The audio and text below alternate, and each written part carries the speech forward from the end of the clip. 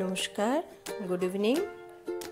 তো আজ আমি বিকানের শহরে যে গেছিলাম ওইটা ভিডিওটা শেয়ার করছি। অনেকদিন হয়ে গেল, তাও ভাবছি একটু শেয়ার করে নিই। আর আমিও একটু আসলে কি খুলে খুলে মনে করি, এগুলো দেখে এসছি তো বেশি দিন হয়নি, অক্টোবর মাসে গেছিলাম। তো মহারাজা রাও বিকা 1465 সালে বিকানের শহরটি স্থাপনা করেছিলেন। আগে এই বিকানের শহরটির নাম ছিল জঙ্গল দেশ। এটি থল ডেজার্টের ওয়েসিসও ধরা হয়। বিকানের শহরটি আমার কাছে একটু ইম্পর্টেন্ট কেন, আমার ছেলের প্রথম পোস্টিং বিকানের, এই জন্য। উনি বললেন এখানে টিকিট কাটতে হবে, চার্জেবল। তো আমরা টিকিট কেটে ভিডিও করার জন্য তো চলে গেলাম। এখানে টিকিট কাটলাম, কেটে চলে গেছি ভিতরে, গিয়ে দেখলাম জুনাগড় ফোর্টটা। আগে এখানে রাজারা থাকতেন, এখন মিউজিয়াম হয়ে গেছে। রাজারা উঠে গেছেন লালগড় প্যালেসে 1902 সালেই। গঙ্গা সিং মিউজিয়াম আছে এর ভিতরে, এটাই আমরা দেখে এসছি। প্রথম বিশ্বযুদ্ধের পর ট্রিটি অফ ভার্সেলস ভারতের প্রতিনিধিত্ব করেন 28 জুন 1919। উনি আবার স্যার উপাধিও পেয়েছিলেন। এছাড়া আছে গাজনের প্যালেস, কর্ণীমাতার মন্দির, আর একটি জৈন টেম্পলও আছে। দেখুন না, গাড়ি টাড়ি যারা মানে যা যা ওরা ব্যবহার করেছিলেন, খুব পরম যত্ন সহকারে ওদেরকে সংরক্ষণ করে রাখা আছে।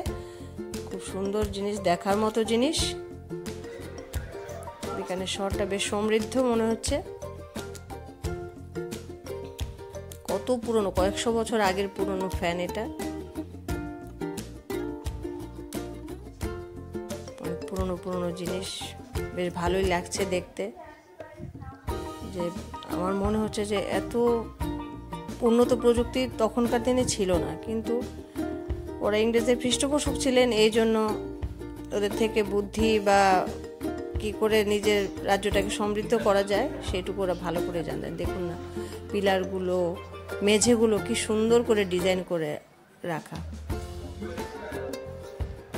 এখনকার মতো প্রযুক্তি তো ছিল না তখন, কিন্তু দূরদর্শিতা ছিল তখনকার রাজাদের, এটা বোঝা যাচ্ছে। বা খুব আর্টগুলো, বিল্ডিংগুলো যে তৈরি করেছে, ওদের মানে খুব দূরদর্শিতা ছিল বা শৌখিন ছিলেন। দেখা হয়ে গেল আমার এনাদের সঙ্গে, ওরা রাজস্থানের একদম নিজস্ব লোক। সবটাই জুনাগড় ফোর্টের ভিতরের ছবিগুলো দিলাম আমরা সবাই, যারা যারা গেছিলাম সবার ছবি। তো এনারা আমার সঙ্গে খুব খুশিতে মিশেছেন, আমিও মিশেছি এদের সঙ্গে। ওনারা বললেন ইধার রহে যাও, मैंने भी बोला आप भी आ जाओ, ত্রিপুরা আগরতলা। খুব ভালো লেগেছে। কোনোদিন আর দেখা হবে কিনা কে জানে, পৃথিবীটা গোল, হয়তো দেখা হয়েও যেতে পারে। তারপর চলে আসলাম আমরা ক্যামেল রিসার্চ সেন্টারে। এখানে সারা ভারতবর্ষের মধ্যে একটাই ক্যামেল রিসার্চ সেন্টার আছে, সেটা বিকানেরে। তারপর দেখলাম এখানে যে ক্যামেলগুলো আগে তো সবসময় বইয়ের পাতায় বা ফিল্মে দেখেছি আমরা, আমি বিশেষ করে, অন্যরা কিভাবে দেখেছেন হয়তো দেখেছেন, আমি দেখিনি, আমার প্রথমবার দেখা। হোয়াইট ক্যামেলও এখানে দেখেছি। এই যে দেখুন না, হোয়াইট ক্যামেল দেখা যাচ্ছে। এনারা খুব যত্ন সহকারে, এরা কিন্তু কোনোদিন ক্যামেলকে মারে না, বুড়ো হয়ে গেলে যে মেরে ফেলে সেরকম না। যতদিন বাঁচে ক্যামেল, এরা বাঁচতে দেয় ক্যামেলকে, নিষ্ঠুর নয় ওরা।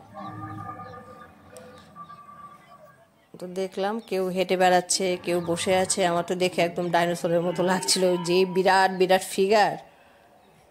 এই জন্য ছবি তুলে এনেছি আপনাদের সঙ্গে শেয়ার করব বলে। বাচ্চারাও দেখতে পাবে, খুব আনন্দ পাবে এগুলো দেখলে। বইয়ের পাতায় পড়া এক, নিজের চোখে দেখাটা একদম অন্য ধরনের জিনিস। এই জন্যই তো বলে travelling is the part of education.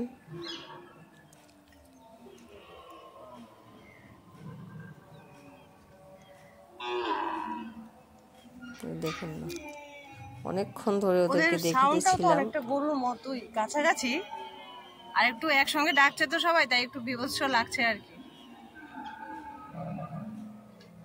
ওদের কালারও দেখো, আওয়াজগুলো ওদেরও একটু কালারে ভ্যারাইটি আছে। গরুর মতোই, অনেক গরু, সবাই ডাকছিল তো একসঙ্গে, তাই একটু বিভৎস শোনাচ্ছিল আর কি।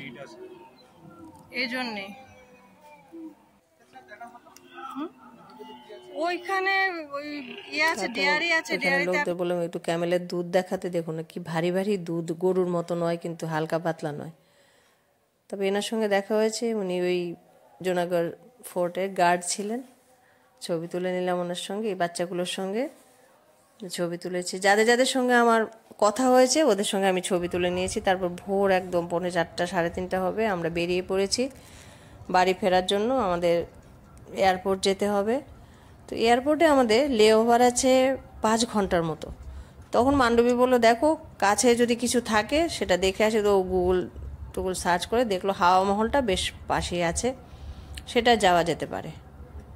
তো আমরা এয়ারপোর্টে পৌঁছে আবার গাড়ি ভাড়া করে চলে গেলাম ইসেতে হাওয়া মহল দেখতে, জয়পুর সিটিতে আছে। এত কম সময়ের মধ্যে আসলে রাজস্থান ঘোরা যায় না। রাজস্থান ঘোরার জন্য কমসে কম 15 দিন সময় হলে ঠিক আছে। আর আগের দিনে লেখকরা তো মাস 2-3 মাস থাকতেন ওইখানের বিচারধারা, তারপর বাসস্থান, চলাফেরা সব কিছুই একদম থেকে উপলব্ধি করে তারপর লিখতেন, যে গল্প কবিতা লিখে আনতেন। এটা হাওয়া মহল। এখানে ছোট্ট ছোট্ট দেখুন খিড়কি থেকে সিংহদুয়ার, এই তোমাদের পৃথিবী, এরকম মনে হয় আর কি। কোনোদিন রানীরা বের হতে পারবে না, ভিতর থেকে যা দেখার দেখবে। ওরা দেখবে ভিতর থেকে এই ছোট্ট ছোট্ট জানালা দিয়ে, কিন্তু ওদেরকে কেউ দেখতে পারবে না কোনোদিন। তবে ওইখানে কিছু ড্রেস ছিল, ছবি তুলে নিলাম আমরা পরে, রাজস্থানের ড্রেস পরে। শখ হয়েছিল, শখটা পূরণ করে নিয়েছি। আর কখনো যাবো কি না কে জানে রাজস্থান, না যাওয়ারই সম্ভাবনা বেশি। তো এই কারণী মাতার মন্দিরে একটু ছবি তুলেছি, পুরো দিয়েছি ওইখানে। এই বাচ্চাগুলোর সঙ্গে দেখা হয়েছে, এই দেখুন না কি ভাল লাগছে, একদম সুন্দর মিষ্টি মিষ্টি মুখ ওদের সঙ্গে সময় কাটিয়ে তো আমার বেশ ভালো লেগেছে। ঘুরতে গেলাম, হঠাৎই বাচ্চাগুলোর সঙ্গে দেখা হয়ে গেল। বাচ্চাগুলো আমার সঙ্গে যেয়েছে, কথা বলতে আসলো, বলছে তুমি হিন্দি জানো কিভাবে, ভাষাটা কোনো ইয়েই না, কি সুন্দর ওরা ওদের মনের ভাব প্রকাশ করছে, আমার সঙ্গে মিশছে, আমিও কথা বলছি। খুব ভালো লেগেছে বাচ্চাগুলোর সঙ্গে। হয়তো আর কোনোদিন দেখাই হবে না, তবু মনের খাতায় একটা পাতা জুড়ে গেল। क्या अच्छा लगता है? पढ़ाई, घूमना, पढ़ाई अच्छा लगता है? खेलना अच्छा नहीं लगता? खेल कूद, क्रिकेट खेलना, फुटबॉल खेलना अच्छा नहीं लगता? खेलते नहीं हो? वॉलीबॉल अच्छा लगता है। स्कूल में पढ़ाई होते है? खेला। Bye madam, bye bye. তো এদের সঙ্গে আমি সময় কাটালাম। আমার সঙ্গীরা ভিতরে দেখতে গিয়েছিল সমাধিস্থল, আপনাদের আগেই বলেছিলাম। তো আমার ওইখানে যা যা দেখলাম সব কিছু আপনাদের সঙ্গে শেয়ার করে দিয়েছি। তো মনে রাখবো এই বাচ্চাগুলো যেন ভালো থাকে, ঠাকুরের কাছে এটাই প্রার্থনা করবো, ওরা বড় হোক, সুস্থ থাকুক, ভালো থাকুক, জীবনে মানুষ হোক। তারপরে এই যে আমরা ফিরে যাচ্ছি এয়ারপোর্টের দিকে। এটা হলো এই যে রাজস্থানের জয়পুরের পিঙ্ক সিটি। বিল্ডিংগুলি এরকম, সব বিল্ডিংগুলি পিঙ্ক কালারের হয় এখানে। 2-3 साल स्टार्ट हुआ अभी का फ्रीक्वेंसी अच्छा है। আপনারাও সবাই ভালো থাকুন, সুস্থ থাকুন, এভাবে আমার পাশে থাকুন। আপনারা যারা সাবস্ক্রাইব করেছেন, কমেন্ট করছেন, লাইক করছেন, আপনাদের সবাইকে আমার একদম ধন্যবাদ, থ্যাংক ইউ। এভাবে পাশে থাকুন, আপনাদের কমেন্ট করতে আমার খুব ভালো লাগে। আপনারাও সুস্থ থাকুন, ভালো থাকুন, সবাইকে ভালো রাখুন। Bye bye.